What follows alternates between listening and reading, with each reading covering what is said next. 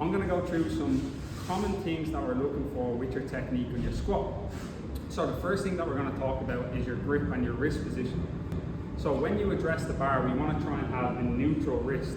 A lot of the times we'll see when people go to the bar, they go and grab the bar and their wrist moves into a small bit. That means that the wrist isn't in neutral. So sometimes it might cause a little bit of pain on the wrist. We don't really want to see that. To get a neutral wrist, it might mean that you have to go a little bit wider, or it might mean that you just have to think about it. Maybe it's something you've never thought about.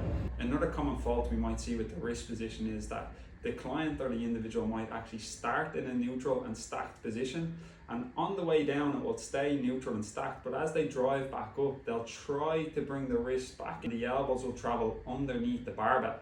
This might move the barbell, but it might be put you in a position where your back isn't as strong as it could be, and your back isn't as strong as when it started. The idea is that if you start in this neutral stacked wrist position, when you go down, you should keep that neutral stacked wrist position on the way back up as well, so it doesn't change the angle of your back from when you started to when you finish the lift. Next thing we want to talk about is the position of the barbell on your back. Now, depending on your leg length and your torso length, this might change for you as an individual. But what I'm going to talk to you today about is a higher bar position or a mid-bar position. So if you're looking at the shoulder blade, there's a bone here. We want to sit it just a little bit above that bone, and it's a soft trap muscle. Once you find that comfortable position of the barbell on your back, we want you to lock your elbows back and down.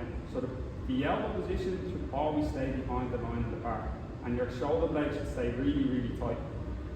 A lot of the time when we see people back squatting, they lose tension in their upper back.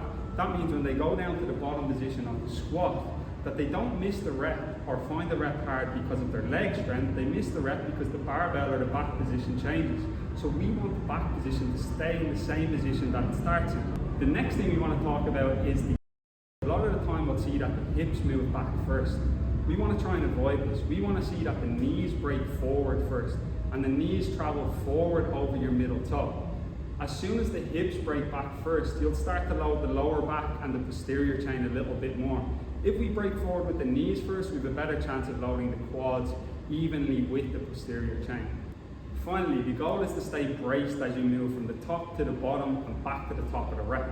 When you reach the bottom, the main goal is to make sure that the hips drive forward, the knees drive forward, and the upper back moves backward, rather than letting the hips rise first and then tilting forward with your upper body.